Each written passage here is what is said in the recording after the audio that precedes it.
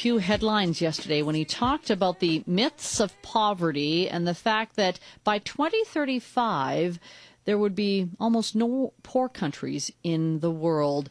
There's a local connection, though, to the Bill Gates Foundation, and I wanted to bring in StevRickard. He's the founding president, Rotarian Action Group for Microfinance and Community Development. Hello, Mr. Rickard.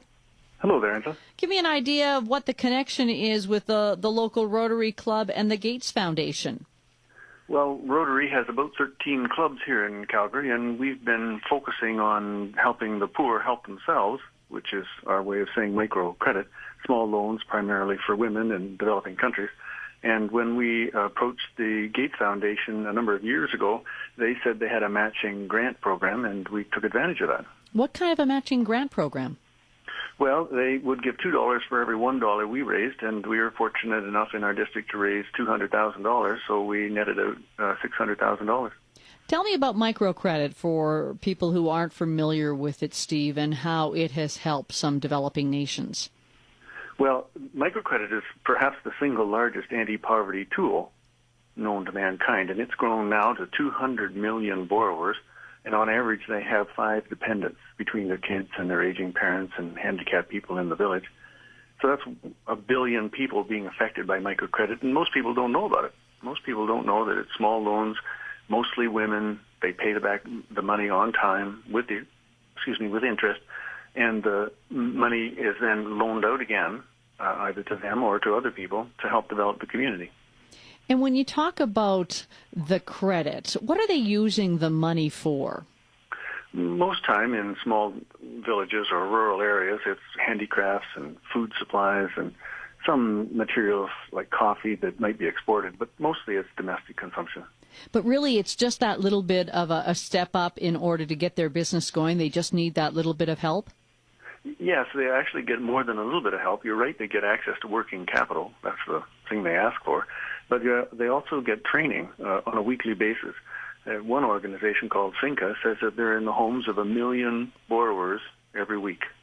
How long has Rotary here in Calgary been involved in the microcredit programs? Well, I belong to the Calgary West Rotary Club, and we sent our first lady to a SIA project in 1991. I personally have been involved since about 1986.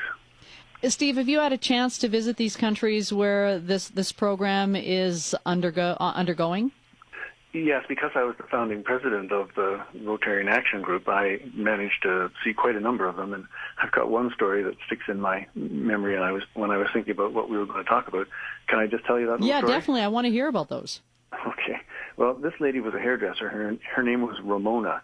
And Ramona had gotten a loan, bought some hair dressing or hair grooming equipment, including a hairdryer.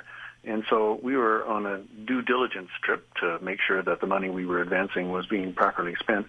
And it was in Dominican Republic. And we went to see the place where she had made enough money to feed and clothe her children. That was her house, actually, a corner of her concrete block house. And people said that the local people who were there, she unfortunately wasn't there to meet us, and I'll just get back to that in a minute. She said the neighbors told us that they had seen her put a concrete floor in her house and feed and clothe her children and then actually generate some money for her own education.